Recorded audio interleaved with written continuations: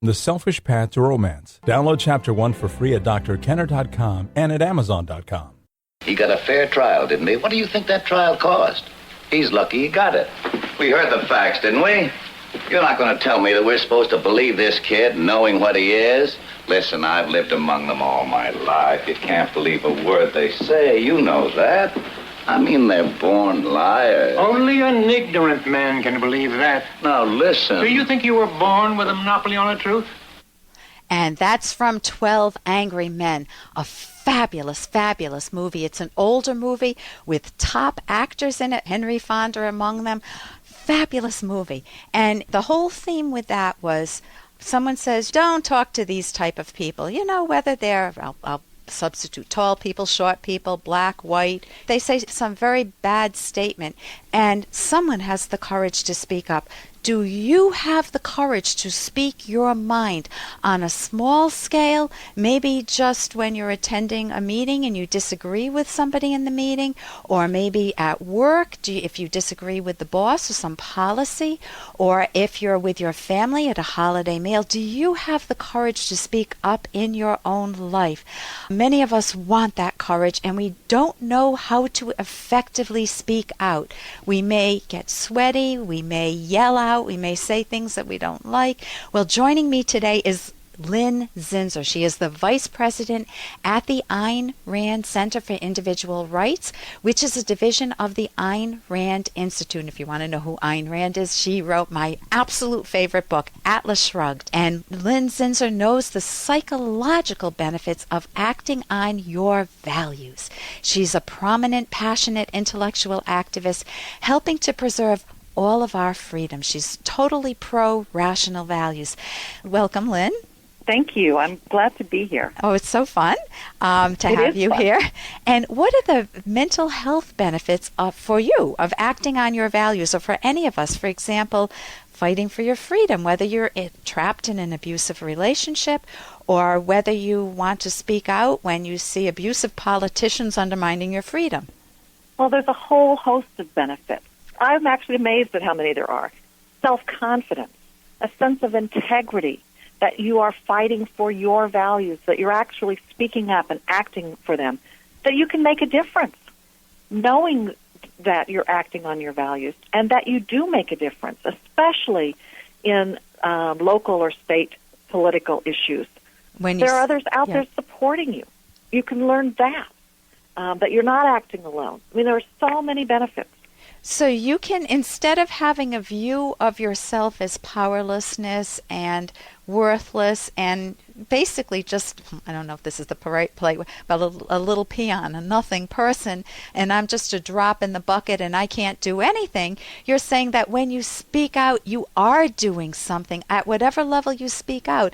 And if you want to speak out in state politics and hopefully for rational principles, rational ideas, so we can have a healthier culture and people are happier, that every little bit counts rather than looking at it as, oh, whatever I do is not enough and not good enough anyway. Yes. In fact, I think this only really works if you're acting on rational values. Okay. I think you can only get those psychological benefits. So that may be another program. Okay. So you talked about integrity and courage, and those are words that everybody wants. I mean, everybody wants integrity and courage, but people throw those words around. And what are they? I mean, what the heck's integrity? Well, I think courage is the willingness to act on behalf of one's values in especially dangerous or fearful circumstances. Yeah. It's not fearlessness. It's not acting as if you don't have, it's not as if you say that you don't have fear, but it's... Hey, I got to interrupt this because we've got to pay some bills. 30 seconds, that's it. A very quick ad, and then Ellen will be back. Romance. Ugh, I wish guys knew more about what we want from a relationship. Boy, I wish I knew more about what I want. Where's that ad I saw? Here it is. The Selfish Path to Romance. A serious romance guidebook. Download Chapter 1 for free at selfishromance.com and buy it at amazon.com. The Selfish Path to Romance. That is interesting. It's not as if you say that you don't have fear, but it's being willing to take action in spite of your fear. It acknowledges the fear, and you act even though one experiences it. So it's like there are times, I know there are many times when I was a shy kid, and I know there are many times now when I'll raise my hand and I don't feel any adrenaline going through me. You know, I'll be at a meeting or I'll be in front of politicians and I don't even get the adrenaline. But there'll be those occasional times when I do go to ask a question and I feel my heart pounding. You know, I feel myself sweating, and I'm not a sweaty person. I just feel like, oh my God, what am I doing? What am I doing? And then that kind of freezes my mind and I can't access the question. But just raising my hand is giving me courage. I'm earning the virtue of courage, of speaking up for myself. Yes. And that is exactly what courage is. It's acting even though you're scared. So I know... Even ahead. though you're in a dangerous situation. You're in a dangerous... Go ahead. I was going to say, for example, in the abusive situation you were talking about, it's taking an action to get out of that situation, even though it might be dangerous. And they're terrified. I mean, I've worked with many, typically women, but an occasional man, who is trapped in an abusive relationship for decades, and they don't know how to leave. And the partner isolates them, doesn't let them talk to other people, and relentlessly beats up on their mind. And when they go to therapy, and of course the therapist is the enemy of the perpetrator, but they gain some knowledge and more knowledge that they are a good person and that they have a right to live not trapped in this bad marriage or relationship. And then they have the fear, can I fight the battle or not? And when they fight it, what do they gain, Lynn? Oh, you can gain self-confidence. You can gain a sense of all of the things that we talked about. You know that you are acting appropriately, and you have confidence in yourself. It's amazing to me the values that you gain by taking steps to do that. To act on your values. So it's almost like you walk into a room, you see somebody hunched over, a spineless person, you know, that just looks dejected. And when they act on their values, it's like they get their spine straight, and they get the courage, and they get the strength in their muscles, and they get the confidence to hold their head high. Right. They gain integrity. And so that's what integrity is. It's go ahead. Well, I would say it is acting on one's values and being true to yourself. Right, and true integrity is a commitment to act on one's values, I think.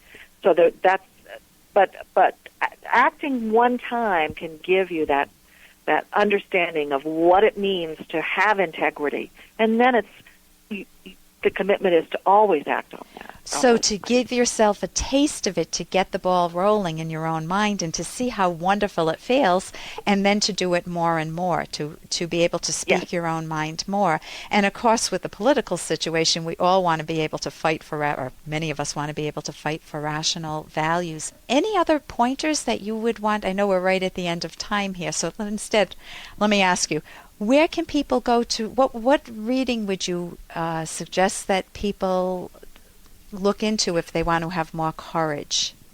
I think that they should. I think I would recommend Atlas Shrugged. You mentioned it was your favorite book. It's my favorite novel as well. And that's by Ayn Rand, Ayn-Rand.